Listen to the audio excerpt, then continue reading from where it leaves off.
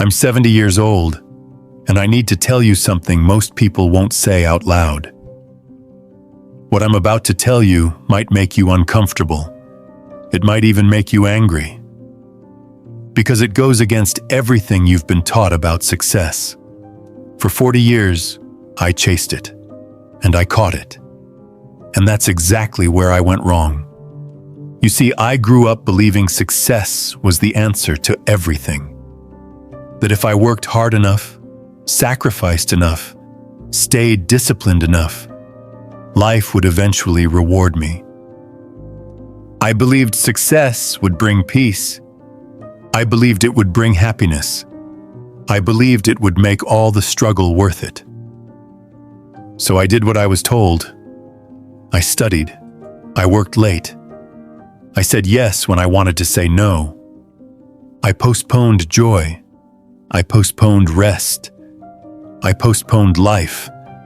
And for a long time, it looked like it was working. By my mid-30s, I was already ahead of most people my age. By 40, I had the title. By 50, I had the money, the respect, the reputation. From the outside, my life looked like a success story. Inside, something was quietly breaking, but I ignored it. Because that's what successful people do. They push through. They grind. They sacrifice today for a better tomorrow. That was the lie I lived by for 4 decades. I'll slow down later. I'll enjoy life when things stabilize. I'll spend more time with family once I reach the next milestone. There was always a next milestone. Then, at 59 years old, something happened that forced me to stop running. It wasn't dramatic. No hospital bed, no flashing lights. It was a quiet moment. I was sitting alone in my office late one night, staring at a screen filled with numbers that suddenly felt meaningless. I realized I couldn't remember the last time I had laughed without checking the clock. I couldn't remember the last conversation I had that wasn't about work. And worse than that, I couldn't remember the last time I felt truly present in my own life. That's when it hit me. I had spent 40 years building a life I didn't have time to live in. And the terrifying part was this. If I died that night, people would call me successful, but I wouldn't have felt complete.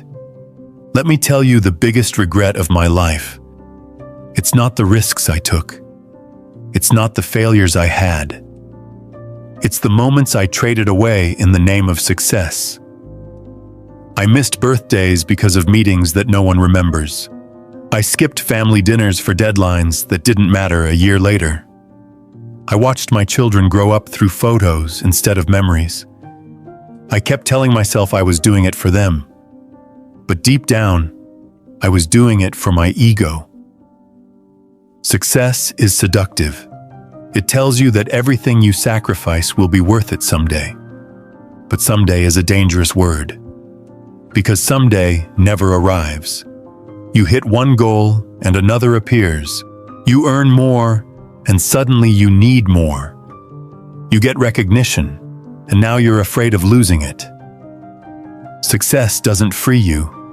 It tightens its grip. I had a friend who understood this too late. He was brilliant, worked non-stop, built an empire from nothing. At 65, he retired. 2 years later, cancer. At his funeral, people talked about his achievements, his discipline, his drive. But his daughter stood up and said something I'll never forget. My father taught me how to work hard, but I wish he had taught me how to be present. That sentence haunted me, because I saw myself in it. Here's the truth no one tells you when you're young. Success doesn't ask permission before it takes your life. It takes your mornings, your evenings, your weekends, your health, your relationships. And it does it slowly enough that you don't notice until decades are gone.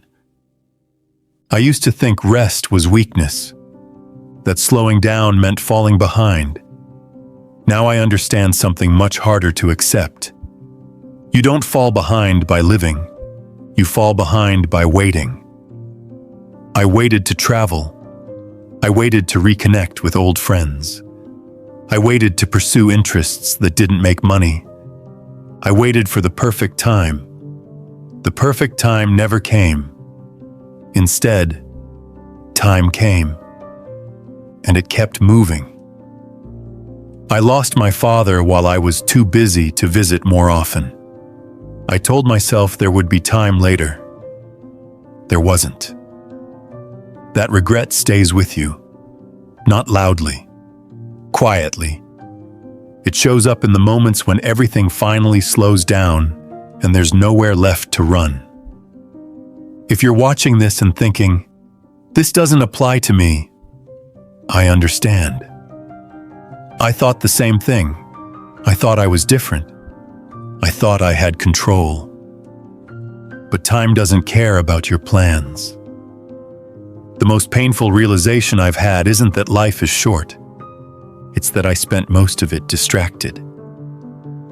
Here's what success never gave me. No matter how much I achieved, it didn't give me peace. It didn't give me presence. It didn't give me meaning.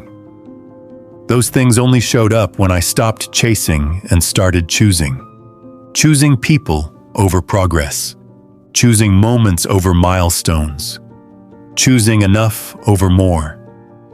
I'm not telling you to quit your job. I'm telling you to stop letting it consume your life. Because one day, whether you like it or not, the chasing ends. And when it does, you're left with whatever you didn't postpone. Ask yourself this: if success disappeared tomorrow, what would you have left? Would you have relationships strong enough to hold you?